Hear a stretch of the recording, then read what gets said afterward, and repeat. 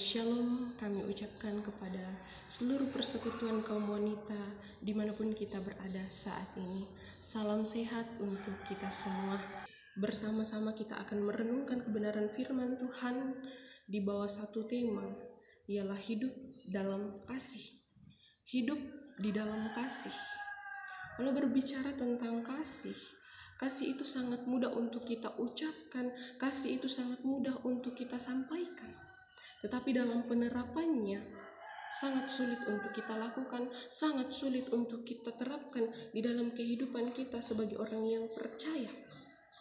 Dalam kitab pertama Yohanes pasal yang ke-14 ayat yang ke-15, di situ dikatakan, "Jika kamu mengasihi aku, kamu akan menuruti segala perintahku."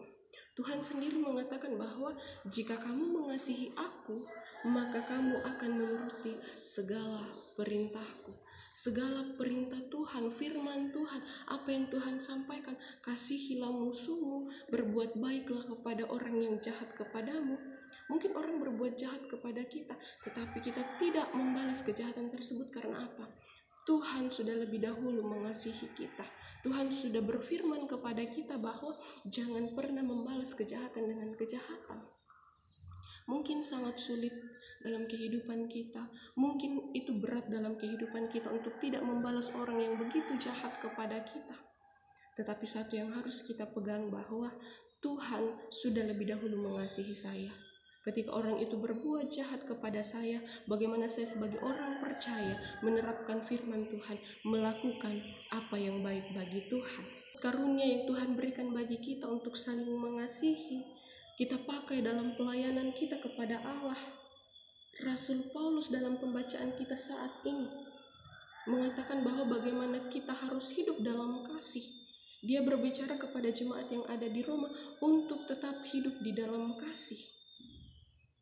Dalam kitab pertama Korintus pasal yang ke-12 ayat yang ke-13, di situ dijelaskan bagaimana ketika Tuhan memberikan karunia kepada kita, tetapi ketika karunia itu kita tidak terapkan di dalam kasih, karunia itu tidak kita lakukan tanpa adanya kasih, maka percuma saja, itu sama dengan hal-hal yang sia-sia, tidak ada gunanya, tidak berkenan bagi Allah.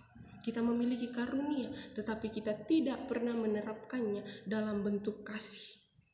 Kasih adalah kehendak Tuhan yang mutlak yang harus kita lakukan. Saling mengasihi, saling membantu satu dengan yang lain. Kita akan bersama-sama belajar bagaimana Paulus mengingatkan kepada jemaat di Roma untuk tetap memelihara kasih mereka. Mengingatkan jemaat untuk hidup di dalam kasih, di tengah mengerjakan karunia-karunia atau mengelola karunia yang Tuhan telah percayakan kepada mereka. Kasih seperti apa yang Paulus inginkan jemaat Roma lakukan, atau yang Paulus inginkan, atau yang Yesus inginkan terjadi di dalam kehidupan kita sebagai orang yang percaya. Yang pertama itu, kasih jangan pura-pura. Kasih itu jangan pura-pura. Itu kita bisa baca dalam ayat yang ke-9, di situ dikatakan, hendaklah kasih itu jangan pura-pura. Hendaklah kasih itu jangan pura-pura. Seperti yang saya katakan tadi bahwa ketika kita melakukan kasih, ketika kita berbicara tentang kasih, sangat mudah untuk dilakukan, tetapi dalam penerapannya sangat sulit. Terkadang kita mengasihi orang tersebut karena ada keuntungan di situ. Terkadang kita mengasihi orang tersebut karena orang tersebut memiliki pengalaman-pengalaman yang baik, karena orang tersebut memiliki jabatan yang tinggi, karena orang tersebut bisa memberikan keuntungan bagi kita. Tetapi maukah kita mengasihi orang ketika orang itu tidak terpandang di dalam kalangannya, ketika orang tersebut tidak memiliki apa-apa? Mampukah kita tetap mengasihi mereka? Di dunia sekarang ini banyak sekali, terkadang orang hanya mengasihi ketika mereka merasa bahwa ada keuntungan yang akan didapat. Orang mengasihi ketika mereka merasa bahwa orang tersebut memiliki jabatan yang tinggi, bisa membantu saya. Tetapi ketika orang yang tidak terpandang dalam kalangannya, ketika orang yang hidup biasa-biasa saja, terkadang banyak orang masih berpikir untuk mengasihi orang tersebut. Firman Tuhan hari ini datang kepada kita bahwa kasih itu jangan pura-pura kepada siapa saja.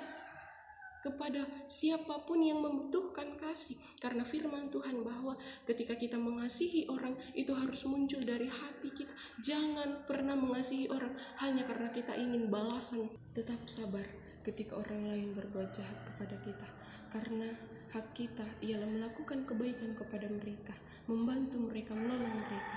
Pembalasan adalah hak Tuhan. Ketika orang lain berbuat jahat kepada kita, kita harus tetap sabar. Seluruh persekutuan kaum wanita dimanapun kita berada pada saat ini, firman Tuhan datang kepada kita bahwa kita harus saling mengasihi. Kita harus tetap saling mengasihi. Kasih tidak boleh hilang di dalam kehidupan kita, baik dalam rumah tangga kita, baik dalam persekutuan kita. Kita harus tetap membangun kasih. Karena itulah yang Tuhan kehendaki terjadi dalam kehidupan kita. Kasih jangan pernah pura-pura.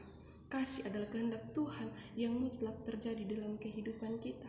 Sehati sepikir dalam pelayanan, saling membantu satu dengan yang lain, saling mendorong satu dengan yang lain. Tidak iri hati ketika melihat orang lain sukses, tetapi bersuka cita ketika melihat orang bersuka cita. Karena itulah yang dikehendaki Tuhan terjadi di dalam kehidupan kita sebagai orang yang percaya. Kita adalah orang yang telah dimenangkan oleh Tuhan. Kita adalah orang yang telah percaya sungguh kepada Yesus Kristus. Itulah sebabnya kita harus tetap hidup sesuai dengan firman Tuhan, sesuai dengan apa yang Tuhan kehendaki. Di dalam persekutuan kita harus saling mengasihi, kita harus saling membantu, membangun satu dengan yang lain, harus saling menopang satu dengan yang lain. Ketika ada kesulitan, harus saling membantu satu dengan yang lain. Itu adalah bukti kasih kita kepada orang-orang yang ada di sekitar kita. Itu adalah bukti kasih kita kepada orang-orang yang membutuhkan. Kita harus tetap mengasihi mereka, sekalipun mungkin mereka tidak terpandang, sekalipun mungkin orang itu tidak memberikan keuntungan bagi kita.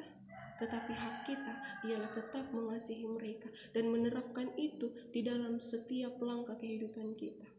Maka kita bisa didapati sebagai orang percaya, sebagai persekutuan kaum wanita yang tetap hidup mengandalkan Tuhan. Demikianlah perenungan firman Tuhan yang boleh saya sampaikan pada saat ini. Kiranya menjadi berkat bagi kita sekalian. Bagaimana kita harus tetap hidup dalam kasih, menerapkan apa yang Tuhan ajarkan bagi kita. Tuhan Yesus memberkati.